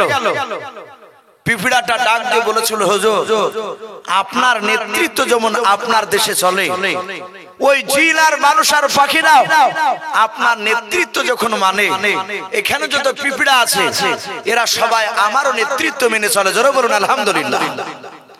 পিঁপড়াটা বলছে। নবী সুলাইমান বলছেন, বাহ বাহ, এটা খুব মজার কথা। কোরআন শরীফে বাপটি লিখেছে, ওই যে পিঁপড়াটা, যে পিঁপড়ার সাথে নবী সুলাইমান কথা বলছিল, ওই পিঁপড়াটা বেটা ছেলে না মেয়ে ছেলে জানা আছে বাপ আপনাদের? অথচ বাপটি কোরআন শরীফ আল্লাহ বলছে যে পিঁপড়া বেটা ছেলে না মেয়ে ছেলে। মহান রব্বুল আলামিন কোরআনে বলেছে ওই পিঁপড়াটা ছিল মেয়ে ছেলে। বলুন আলহামদুলিল্লাহ।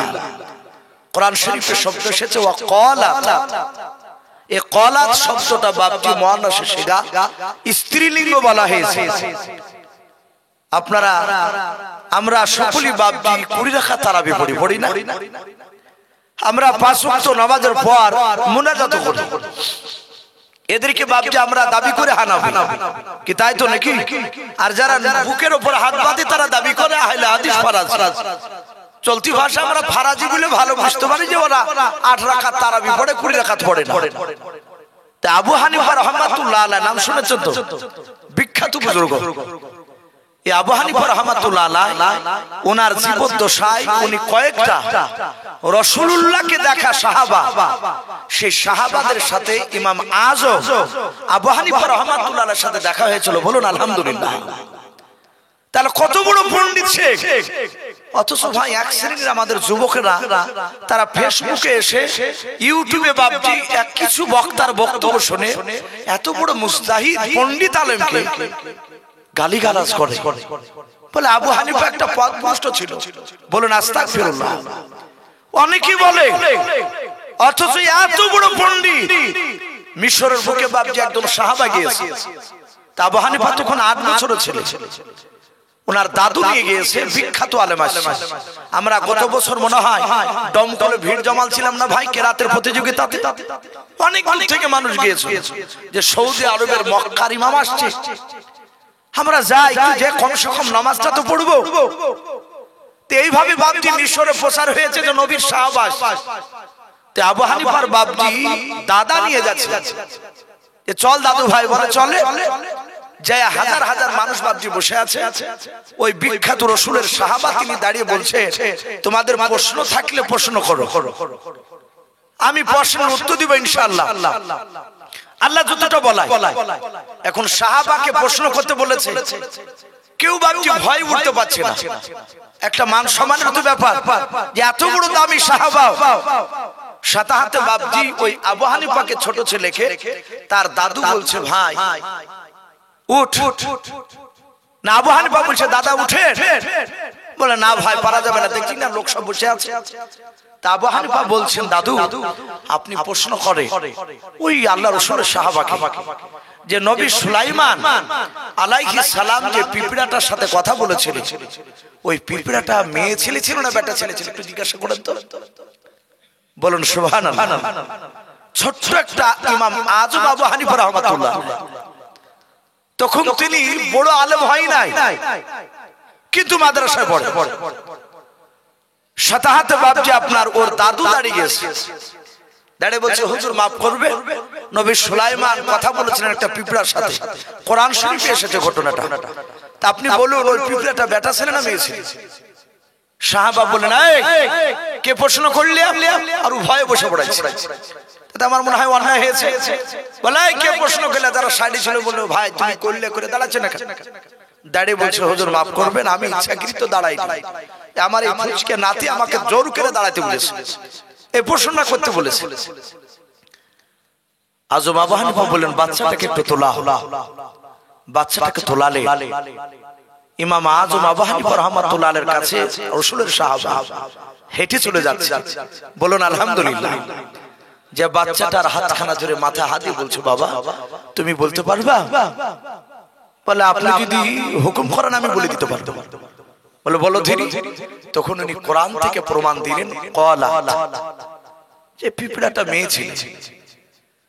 আল্লাহ রাসূলের সাহাবা মাথা হাত দিয়ে দোয়া করেছিল, ওই লোকটাকে যদি গালি দেয় অন্যায় হবে না ভাই? এত বড় পণ্ডিত। তো ভাই সে পিঁপড়াটার সাথে নবী সুলাইমান কথা বলছেন, বলে হুজুর মাফ করবেন, এই ময়দানে পিপিলিকার মধ্যে আপনি যেমন বাদশাহ রাজা, আমি এখানকার রানী, বলুন আলহামদুলিল্লাহ। আমি যা বলি এরা তাই শোনে। বলে তাই? বলে হ্যাঁ। বলে পিঁপড়া, তাহলে তুমি কেন করতে যেতে বললে ওদের? এখানে দুটো বাবজি দুই আপনার রাবি দুই রকমের বয়ান করেছে। একজন রাবি বলেন, ওগো নবী সুলাইমান, ওই পিঁপড়া তো বলছে, ওগো নবী সুলাইমান, আমি আসমানের দিকে একবার যখন প্রথমে তাকালাম, দেখলাম বিশাল বড় সিংহাসন খানা উড়ে আসছে। ওগো নবী সুলাইমান, আমি মনে মনে ভাবলাম, ওই সিংহাসন খানা যদি ময়দানে যদি নেমে যায়, আর ওই সিংহাসন থেকে মানুষরা নামার পর ময়দানে যদি আপনি চলাফেরা করে, আমরা একেবারে ক্ষুদ্র প্রাণী পিঁপড়াও, আমাদের মাথার উপরে পা পড়বে আপনার সৈন্যদের, আর চাপা লেগে আমরা পাটাস পাটাস করে মারা যাব। ওগো নবী সুলাইমান, আমি জেনে শুনে আমার প্রজাদেরকে আমি সাবধান করলাম না, শুনে না, যদি তারা মরে যায় কিয়ামতের ময়দানে কাঠ গড়ায় আমাকে জবাব দেওয়া লাগবে। জোরে বলুন সুবহানাল্লাহ। সুলাইমান বলে তাই? বলে হ্যাঁ। তাহলে একটা পিঁপড়া রানী, সে কিয়ামতের ময়দানে জবাব দিতে হবে, তাই তার প্রজাদেরকে বাবজি করতে যেতে বললে। এখান থেকে উলামারা লিখেছে, মুফাসসিরিন কেরাম বলেছে, দেশে যদি বাবজি শিরক বিদআতের কাজ হয়, আর দেশের নেতারা যদি বাবজি তার প্রতিবাদ না করে, কিয়ামতের ময়দানে সেই দেশের নেতাদেরকে কিয়ামতের ময়দানে বাবজি জবাব দেওয়া লাগবে। নবী সুলাইমান আলাইহিস সালাম বলেন তাই? বলে হ্যাঁ, এইজন্য আমি আমার প্রজাদেরকে গর্তে দিতে বলেছি। আর একজন নবী বলেছিলেন, ওই পিঁপড়া বলেছিলেন, নবী সুলাইমান, আমরা সবাই মিলে আল্লাহর তাসবিহ পাঠ করেছিলাম, কারণ আমার আল্লাহ কোরআন পাকে বলেছেন, ইউসাব্বিহু লিল্লাহি মা ফিস সামাওয়াতি ওয়া মা ফিল আরদ। আমার আল্লাহ বলেছেন, আসমান জমিনের মধ্যে যত মাখলুকাত রয়েছে বাবা, সবাই আমার তাসবিহ পাঠ করে, বলুন সুবহানাল্লাহ। সঙ্গে সঙ্গে ডাক দিয়ে বলেছিল, নবী সুলাইমান, আমি আপনার এত বড় বিশাল সিংহাসন খানা আমি দেখলাম, আমি ধারণা করলাম সিংহাসন খানা আপনি আমার এই ময়দানে নামাবেন। ওগো নবী সুলাইমান, আমার প্রজারা সবাই মিলে তাসবিহ পাঠ করেছিল, আমি তাদেরকে গর্তে যেতে বললাম। আমি যদি গর্তে যেতে না বলতাম, ওরা অত বড় বিশাল সিংহাসন খানা দেখে অনেকে হয়তো আল্লাহর তাসবিহ থেকে বঞ্চিত হয়ে যেত। ওগো নবী সুলাইমান, আমি গর্তে যেতে বললাম, সবাই তারা গর্তে চলে গেল, আর আল্লাহর জিকির থেকে তারা বঞ্চিত হলো না, বলুন সুবহানাল্লাহ। তারা তাসবিহ পাঠ করছে সবার ভিতরে। মুফাসসিরিন কেরাম লিখেছেন, পিঁপড়ার এই কথাটা শুনে খুশি হয়ে বাবজি কোরআন শরীফে মহান রব্বুল আলামিন ওই পিঁপড়ার নামে একটা সূরা নাযিল করেছেন, বলুন আলহামদুলিল্লাহ। কোরআন শরীফ 19 পারায় সূরাতুন নামাল।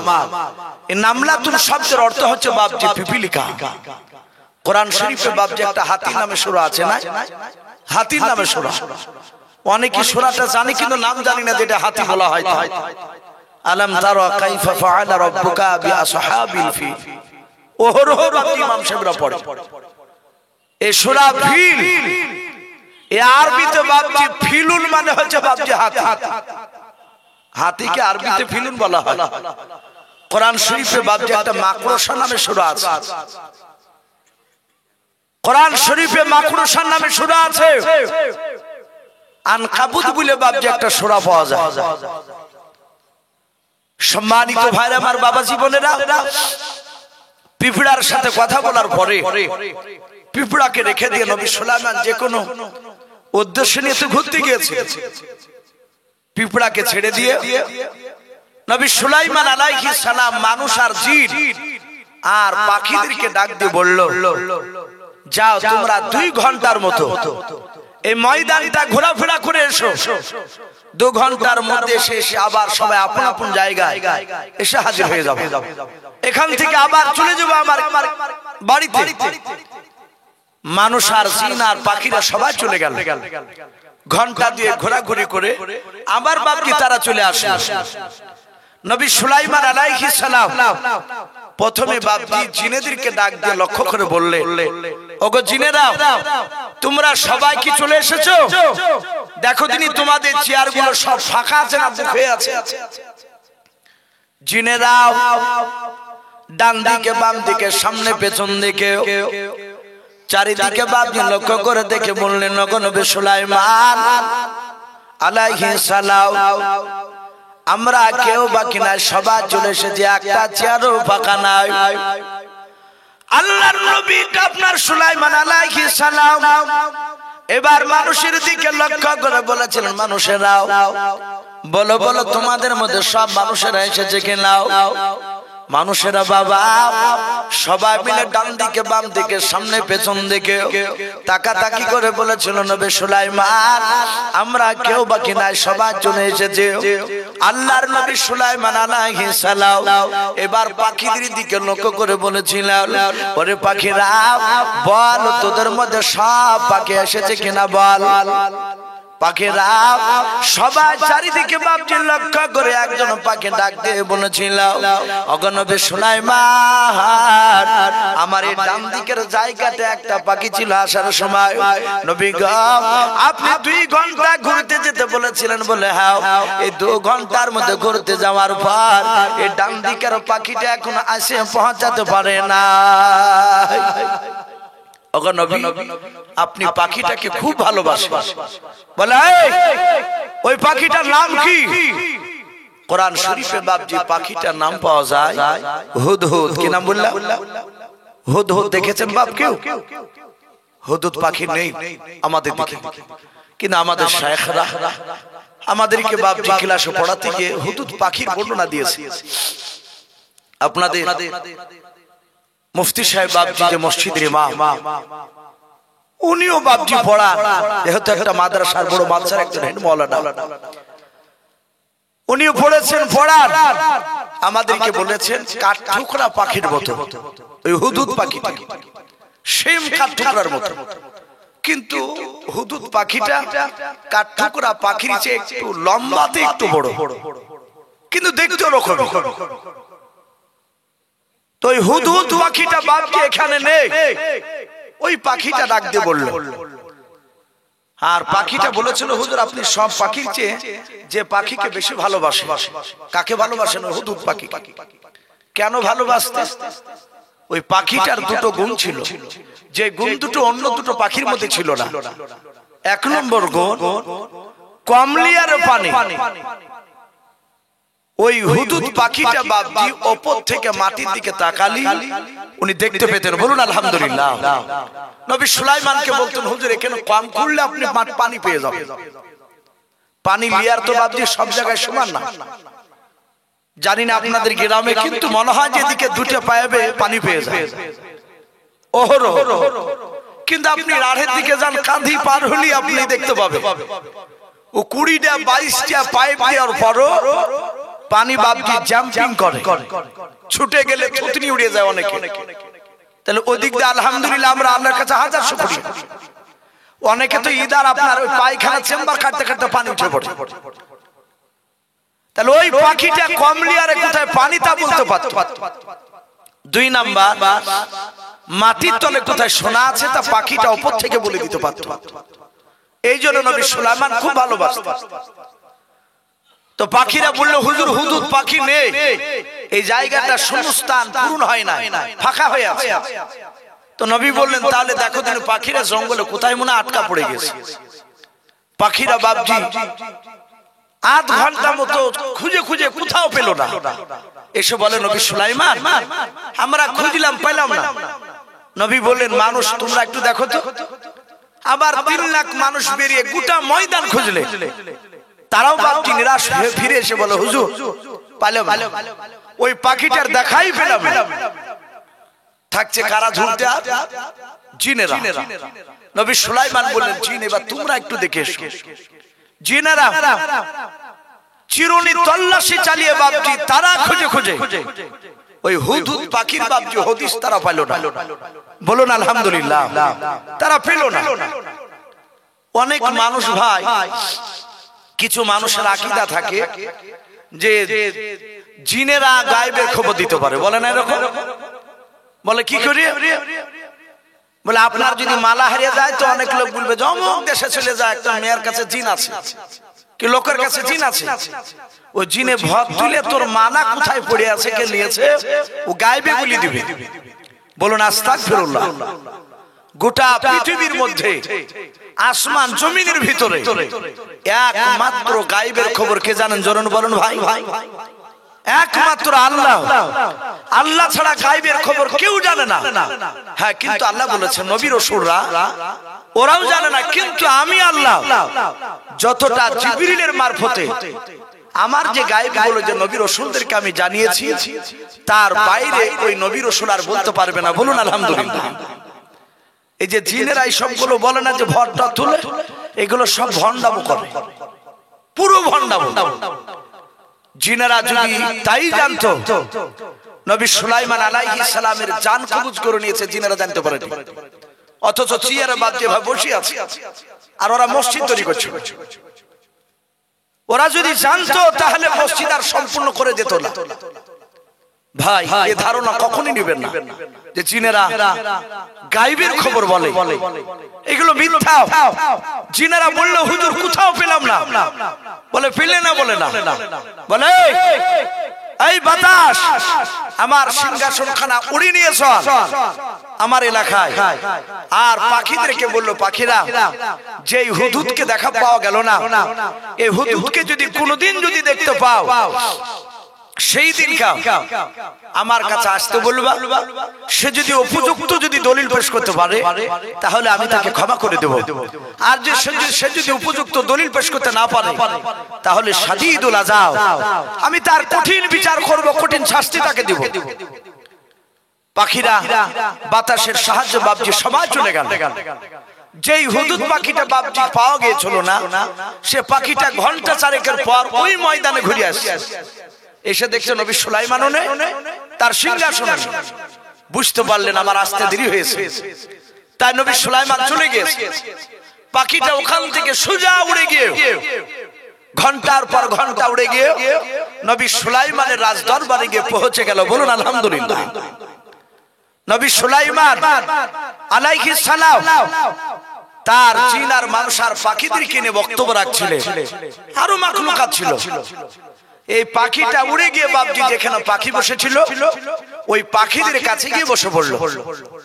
পাখিরা তাকে দেখছে, এই তো সেই পাখি যে পাখিটাকে মানুষ আর জিন আমরা খুঁজে হয়রান, আমরা তাকে পাইনি, আর এই পাখিটা এখানে। সব পাখিরা বলে, হুদহুদ যা নবীর কাছে যা, নবী তোকে দেখা করতে বলেছে। নবীর বিনা অনুমতিতে অনেক দূরে যাওয়া তোর বের করছে, যা। নবী সুলাইমানের কাছে পাখিটা যাচ্ছে। পাখিটা যখন বাপজি নবী সুলাইমান ভালোবেসেছিলেন, পাখিটা অনেক বুদ্ধিজীবী পাখি হুদহুদ, সে চিন্তা করলো নবী তো আমাকে মারবে, কিন্তু আমি নবী সুলাইমানের কাছে এমন হিকমতের সহিত কথা বলবো, আশা করি আমাকে মারা বাদ দিয়ে আমার কাছে কথা শুনতে চাইবে। বলুন আলহামদুলিল্লাহ। ওই হুদহুদ নামক পাখিটা বাবা নবী সুলাইমান আলাইহিস সালামের কাছে বসে পড়ল। ওই পাখিটা আদবের সহিত বাপজি বসে গেল। আল্লাহর নবী সুলাইমান বাপজি রেগে গিয়ে বলেছিলেন, ওরে হুদহুদ পাখি বল, আমার বিনা অনুমতিতে কোথায় গিয়েছিলে, কেন তুই টাইম মতো আসতে পারিস নাই? এটা গল্প বলি নাই ভাই। নবী সুলাইমান আলাইহিস সালাম যখন জিজ্ঞাসা করেন পাখি, হুদহুদ পাখি কথা বলতে লাগলো। পাখির ভাষায় হুদহুদ ডাক দিয়ে বলেছিল, নবী সুলাইমান আপনার বিনা অনুমতিতে আমি উড়তেছিলাম না। বলুন আলহামদুলিল্লাহ। আল্লাহর নবী সুলাইমান বলেছিলেন, পাখি আমি মাত্র 2 ঘন্টার মতো আমি সময় দিয়েছিলাম, পাখি বলেছিল নবী সুলাইমান এটা সত্য, কিন্তু আমি আকাশ পথে আপনার হুকুম পার উড়ে যেতে যেতে যেতে যেতে যেতে যেতে নবী সুলাইমান আপনার দেশ থেকে আমি একটা নতুন দেশে চলে গিয়েছিলাম। ওগো নবী সুলাইমান আমি এমন একটা দেশে চলে গিয়েছিলাম ওই দেশের ব্যাপারে আপনিও কিছু জানেন না। জোরে বলুন সুবহানাল্লাহ। নবীকে বলেছে। আর বিরাট বড় বাদশা যে বাতাসে চলাফেরা করে, সে ডাক দিয়ে পাখিকে বলে, এই হুদুদ, এখানে মিথ্যা কথা বলছিস, যে দেশে গিয়েছিলে আমি নবী সুলাইমান জানি না। বলে হুজুর মাফ করবেন, আপনি জানেন না। বলে দেশটা কোথায় গিয়েছিল বল, দেশটার নাম কি? সুলাইমান আলাইহিস সালামকে পাখিটাই বলেছিল। কোরআন শরীফে বাবজি দেশটার নাম এসেছে সাবা। কি নাম বললা? সাবা। ওগো নবী সুলাইমান আমি সাবা নামক দেশে গিয়েছিলাম। নবী সুলাইমান অবাক হয়ে গেলেন, এই দেশের নাম তো আমার কানে প্রথম আসছে। নবী বললেন, কি নাম বললি? বলে সাবা। বলে হ্যাঁ। বাবা কোথায়? বলে হুজুর ওটাই তো বলছি যে আপনি জানেন না। ওগো নবী ওই দেশে যখন আকাশে উঠতে লেগেছিলাম তখন ওই দেশের একটা হুদহুদ পাখির সাথে আমার দেখা হয়েছিল। বলুন আলহামদুলিল্লাহ। আপনাদের ডমকুলের কবিতর যদি আকাশে উড়ে, আমাদের দেশবাবজি কবিতর নাই বলেন ওদিকে এলাকা, তো ডাক দিয়ে বলেছিল, ওগো নবী সুলাইমান আমি হুদহুদ আপনার দেশে, আমি ওই নতুন দেশে, আমি আকাশে আপনার দেশ ছেড়ে যে চলে গেছে তা আমি জানি না। ওখানকার হুদহুদ পাখির সাথে আমার দেখা। সে পাখি বলল, ভাই এ তো তোমাকে নতুন দেখছি এলাকায়, তুমি তো আমার এলাকার নয়। তখন আমি আপনার দেশের পরিচয় দিলাম, মানে পাখিতে পাখিতে কথা বলছি। ওই পাখিটা বলল, বাহ বাহ, তাহলে তো নবী সুলাইমান খুব বড় বাদশা, আমাদের দেশে একজন বড় রানী আছে। হে হুদহুদ একটু চলো, তুমি যখন অন্য দেশ থেকে এসেছো, আমার সাথে যখন আকাশ পথে যখন বন্ধুত্ব হয়ে গেল, একটু চলো আমার দেশটাকে তোমাকে একটু ঘুরে দেখে নিয়ে আসি। বলুন আলহামদুলিল্লাহ। ওগো নবী সুলাইমান আমি পাখিকে বলেছিলাম আমার দেরি হয়ে যাচ্ছে, কিন্তু ওই হুদহুদ পাখি নতুন আমার বন্ধু হয়েছিল, ওই পাখিটা আমাকে কোনো মতে আসতে দিল না। ও নবী সুলাইমান আমি ওই পাখিটার সাথে যখন আমি তাদের দেশের রাজার রানীর কাছে চলে গেলাম, আমি দূর থেকে তাকে তাকে দেখলাম। ওগো নবী সুলাইমান আপনি বলেছেন সারা পৃথিবীর মধ্যে আসমান জমিনের মধ্যে একমাত্র সিজদা আল্লাহকে ছাড়া কাউকে করা যাবে না। যাবে? অনেক মানুষ আছে ভাই আল্লাহকে সিজদা করে, আবার অনেক ভন্ডা পীর আসলে বাপজি হাতেও বাপজি মাথা নত করে বাপজি চুমা দেয়, পায়েও বাপজি চুমা দিতে যায়। নাই অনেক, রাগ করবেন না, যে চুমা দেয় তার পীর সাহেব, আর পীর সাহেব মুচকি মুচকি হাসে, বাহ বাহ আমি বিরাট পীর হয়ে গেছে, আমার হাতে চুমা, আমার পায়ে চুমা দিছে। যে চুমা দিছে তাকে যদি জিজ্ঞাসা করেন, ভাই তুমি যে হুজুরকে চুমা দিলে তোমার বাপ মার হাতে পায়ে কি চুমা দিয়েছো কোনোদিন? উদাইলি। আর হুজুরের কাছে চুমা দিতে আসলে হুজুর বলছে, বাপ তুমি গ্যারান্টি জান্নাতে যাবা। বাস্তব কথা বলছি, অথচ হুজুরই জানে না যে বাপজি সে জান্নাত যাবে না জাহান্নামে যাবে। সারা পৃথিবীতে বাপ মার চেয়ে বড় পীর আর পৃথিবীতে কেউ না আছে? কেউ না। হ্যাঁ পীর সাহেব আসবে, তাকে আপনি শ্রদ্ধা করুন, তাকে শরিয়াত অনুযায়ী তার খিদমত করুন, তাই বলে পায়ে বাপজি পড়বেন না। একমাত্র সিজদা আল্লাহকে ছাড়া পৃথিবীর কাউকে করা যাবে না। পাখিটা বলছে, হুজুর এটা আপনার মুখে শুনেছি, কিন্তু নবী গো ওই সাবা দেশে যিনি রাজ্য পরিচালনা করে, দেশ পরিচালনা করে, তিনি রানী বেটা ছিলেন নয়, তিনি মেয়ে ছিলেন। ওখানে নবী ওই দেশে দেখলাম প্রতিটা নাগরিক তার কাছে গেলে তাকে সম্মানজনক তার প্রজারা নাগরিকরা তাকে সিজদা করে। বলুন আস্তাগফিরুল্লাহ। তাকে সিজদা করে। বলে আল্লাহকে চিনে নাও? আমি নবী সুলাইমান জানে না? বলে হুজুর আপনাকে তো চিনা দূরের কথা, আল্লাহকে তো সে চিনে না, সে আগুন পূজা করে। ওগো নবী সুলাইমান ওই রানীমার নাম পর্যন্ত জানে। বলে কি? বলে নাম হচ্ছে বিলকিস। নামটাও সুলাইমান চমকে উঠেছে। বলে হুজুর মাফ করবে, উনি এত সুন্দরী নারী, আমার মনে হয় না যে আপনার দেশে দ্বিতীয় নারী ওরকম বিলকিস পাওয়া যাবে। কিন্তু সে মেয়েটা যুবতী নারী, বিবাহ হয় না, সে বিয়ে করে না। বলে তাই? বলে হ্যাঁ। নবী সুলাইমান বলেছিলেন এটা বানোয়াটি গল্প বললি না তো মার বাঁচার জন্য? বলে হুজুর না, যদি অবিশ্বাস হয় আপনি আমার সাথে দুটো পাখি পাঠাতে পারেন, কিংবা জিন পাঠাতে পারেন, আপনার সৈন্য পাঠাতে পারেন, আমি ওই দাসে নিয়ে গিয়ে আমি সচক্ষে দেখে নিয়ে আসবো। নবী সুলাইমান বললেন আর কি দেখলি বল। হুদহুদ পাখিটা বলেছিল হুজুর সারা পৃথিবীতে যত সিংহাসন আছে সবারই যদি প্রতিযোগিতা হয়, ছোট্ট সিংহাসনের মধ্যে ওই বিলকিস রানীর সিংহাসনটা 1 নম্বর হবে। জোরে বলুন আলহামদুলিল্লাহ, ফার্স্ট হয়ে যাবে। বলে তাই? বলে হ্যাঁ। বলে কি এমন তৈরি করা যে ফার্স্ট হবে? বলে হীরা, কাঞ্চন, জহরা, জমরুদ পাথর দিয়ে সব এক একটা দিয়ে সিংহাসনকে তৈরি করা আছে। বলুন আলহামদুলিল্লাহ। অগণবী সুলাইমান বিলকিস রানী ছাড়া কোন দ্বিতীয় লোক সেই সিংহাসনে বসার অনুমতি পায় না। এত দামি সিংহাসন। সুলাইমান বলেন শোন, আমি একটা চিঠি লিখে দিব, চিঠিটা নিয়ে যাবি? বলে অসুবিধা নেই। সুলাইমান আলাইহিস সালাম বিসমিল্লাহ বলে লিখে চিঠি লিখতে শুরু করলেন। ভাই চিঠির সারমর্ম ছিল, হে বিলকিস রানী আমি তোমাকে চিনি না, আমার ভক্তের মুখ থেকে শুনলাম তুমি নাকি গায়রুল্লাহর পূজারী, তুমি নাকি আল্লাহকে এবং আমি নবী সুলাইমান জানো না, তুমি আগুন পূজারী, তাই তোমাকে আমি ইসলামের কলেমার দাওয়াত দিচ্ছি। বলুন আলহামদুলিল্লাহ।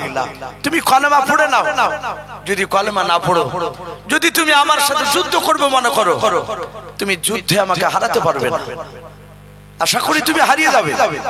আর যদি হেরে যাও আমার কলেমা পড়া তোমাকে লাগবে। চিঠিখানা লিখে বাপজি হুদহুদ পাখি ছুটে ধরে দিল। পাখিতে চিঠি নিয়ে যাচ্ছে। হুদহুদ পাখিটা বাপজি চিঠিখানা মুখে করে নিয়ে চলে গেল। ওই বিলকিস রানীর দরবারে গিয়ে দেখে বাবা এক না দুই না বাপজি কয়েক হাজার বাপজি তার সৈন্যরা 24 ঘন্টা বাপজি তাকে পাহারা দিত। হুদহুদ পাখি বাপজি বিলকিস রানীর দরবারে চলে গেল। বিলকিস রানী তখনও ঘুমায় নাই, কিন্তু তার শরীরের পোশাকগুলো বাপজি পর্দার নয়, যেহেতু পর্দা ব্যাপারে সে জানে না। বিলকিস রানী শুয়ে, আর বিলকিস রানীর চোখের সামনে গিয়ে বাবা 2 থেকে 3 হাত সামনে গিয়ে পাখিতে হুদহুদ নামক পাখিটা নবী সুলাইমানের চিঠিখানা রেখে দিয়ে 4-5 হাত পেছনে গিয়ে পাখিটা আদবের সহিত বাপজি দাঁড়িয়ে গেল। বলুন সুবহানাল্লাহ। দাঁড়ানোর কারণ নবী সুলাইমান বলেছিলেন পাখি হুদহুদ নামে হুদহুদ পাখি তুই চিঠিখানা বিলকিস রানীর কাছে দেওয়ার পর একটু আড়াল থেকে দূর থেকে তাকে দেখবে বিলকিস রানী চিঠিগুলো ছিঁড়ে ফেলে নাকি করে, যা করবে সেটা এসে আমার কাছে আবার তুই জানাবে। পাখিটা দাঁড়িয়ে থাকলো। ওই বিলকিস রানী চিঠিখানা পাখির কাছ থেকে বাপজি পড়া দেখে তিনি চমকে উঠলেন। চমকাবে না? আশ্চর্য হওয়ার স্বাভাবিক যে পাখিতে নিয়ে আসলো চিঠিখানা নিয়ে বাপজি অট্টহাসি হাসছে। ওর যে সৈন্যরা যাকে পাহারা দিছিল ওকে ওরা হাসছে, মানে ওরা সব অন্ধবিশ্বাস। ডাক দিয়ে বলেছিল এই সৈন্যরা হাসছো কেন? বলে আমি হাসতেছি।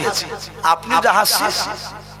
বলে আমি হাসছি একটা পাগল বাদশার চিঠি দেখে, নাম সুলাইমান, শুনে নাও। এই সুলাইমান বাদশা আমাকে কলমার দাওয়াত দিয়েছে, আমার সাথে যুদ্ধ করতে চেয়েছে। ও জানে না আমি নাকি তার সাথে যুদ্ধ করতে গেলে হেরে যাব। কিন্তু বিলকিস রানী যে কত শক্তিশালী নারী, ওর যে কত লক্ষ সৈন্য আছে ও জানে না।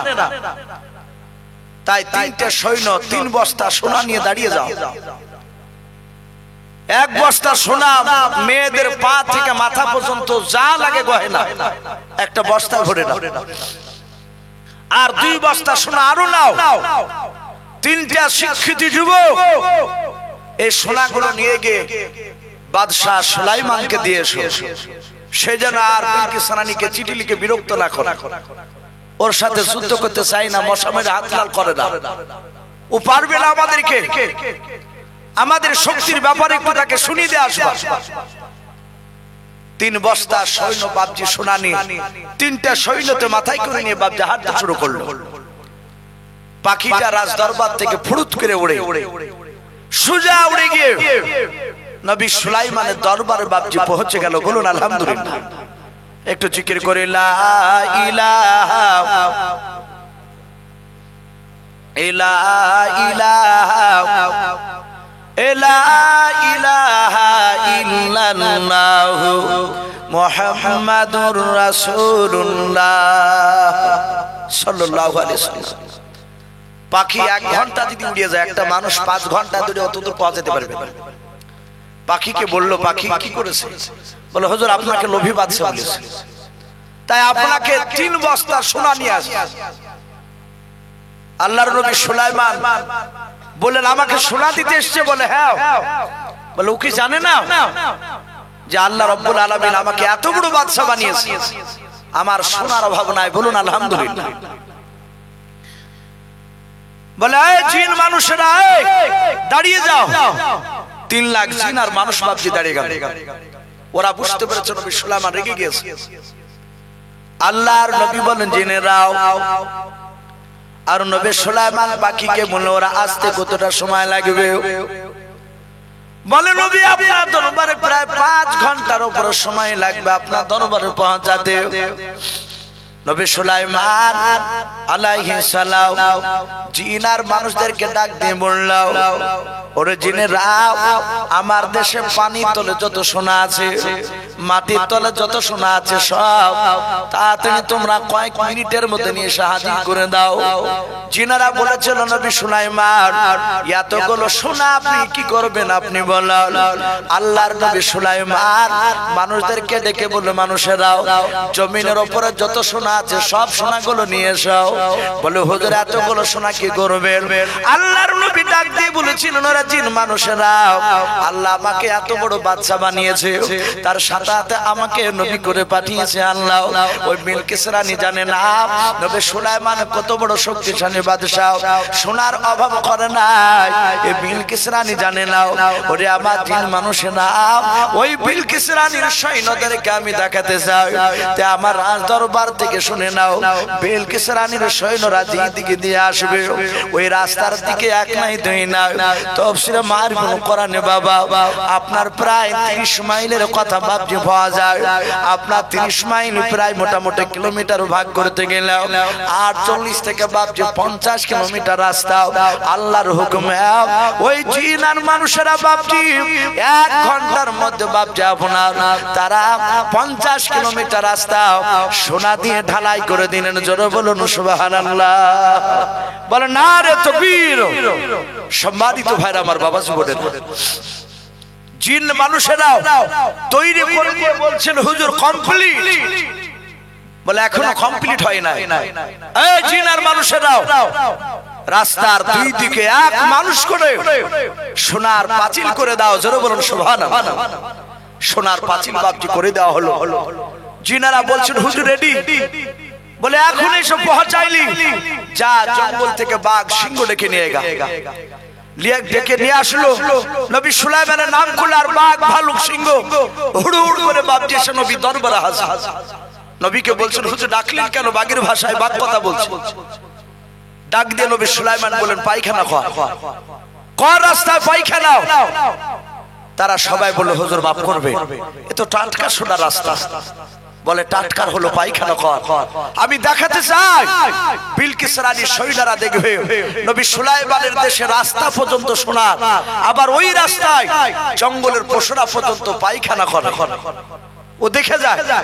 তো ভাই যাই হোক, আমাদের আরেকজন হতে চলে এসেছে। উনি ভাই না ভাই রাত্রি হয়ে যাচ্ছে, আমি আপনাদেরকে বলবো, কারণ উনিও একজন পশ্চিম পাড়ার একটা বড় মাদ্রাসা, আপনার হেড মাওলানা, ওনার মাদ্রাসা আমার একজন ছেলেকে বাপজি দিয়েছি। তো যাই হুজুর চলে এসেছে, আপনার বসে রেখে বাপজি কথা বলা এটা বেয়াদবি। আমি আপনাদেরকে বলছিলাম ভাই একটু এদিকে তাকান, আমি বলছিলাম ভাই প্রথম আমার মূল বাপজি আপনার উদ্দেশ্য ছিল কথা বলা, যে মানুষ আপনার অনেকে বাপজি ভুল ধারণা করি এই দিনের দাওয়াতকে নিয়ে। তাই প্রতিটা বাপজি ভাইদেরকে বলবো ভাই দিনের দাওয়াত পাখিরও বাপজি দিয়েছে, যারা আমরা বেঁচে আছি ভাই এই কলেমার দিনই দাওয়াত, এই দাওয়াতটা বাপজি আর রসুল বাপজি কিয়ামত পর্যন্ত আসবে না। এই নবীওয়ালা কাজ উম্মতি মুহাম্মদীদেরকে করা লাগবে, বলুন আলহামদুলিল্লাহ। এই দিনের দাওয়াত বাপজি আপনাকে আমাকে দিতে হবে। প্রতিটা বাপজি ভাইদেরকে বলবো ভাই নিজের ছেলেদেরকে মসজিদে বাপজি নামাজ পড়ার কথা বলবে, আর মা বোনদেরকে বাপজি বাড়িতে নামাজ পড়ার কথা বলবে। এখন অনেক জায়গায় দেখতে পাওয়া যাচ্ছে, যেটা মুর্শিদাবাদে অনেক ছিল না, বাইরে শুনতাম, এখন এলাকাতে দেখছি মেয়েদেরকে নিয়ে বাপজি চলে যাচ্ছে রাতে তারাবি পড়তে মসজিদে, আপনার ও 5 ওয়াক্ত নামাজি নিয়ে যাচ্ছে। তাই আমি প্রতিটা বাপজি ভাইদেরকে বলবো মা বোনদেরকে বাড়িতে নামাজ পড়তে বলবে, আর ছেলেদেরকে মসজিদে বাপজি নামাজ পড়ার হুকুম করবে। আল্লাহ যেন আমাদের সকলকে যেন খোলা এবং সুন্নাত মাফিক আমল করা তৌফিক দান করুন, বলুন আল্লাহুম্মা আমিন, আল্লাহুম্মা আমিন। এই বলে আমার বক্তব্য শেষ করলাম। ভাই বলার মধ্যে ভাষার মধ্যে যদি কেউ ব্যথা পেয়ে থাকে, আমার যদি ভুল হয়, আপনারা সকলেই ছেলে কিংবা ভাই হিসেবে ক্ষমা করবে। এই বলে আমার বক্তব্য শেষ করলাম। ওয়া আখিরি দাওয়ানা আলহামদুলিল্লাহি রাব্বিল আলামিন। আসসালামু আলাইকুম ওয়া রাহমাতুল্লাহি ওয়া বারাকাতুহু।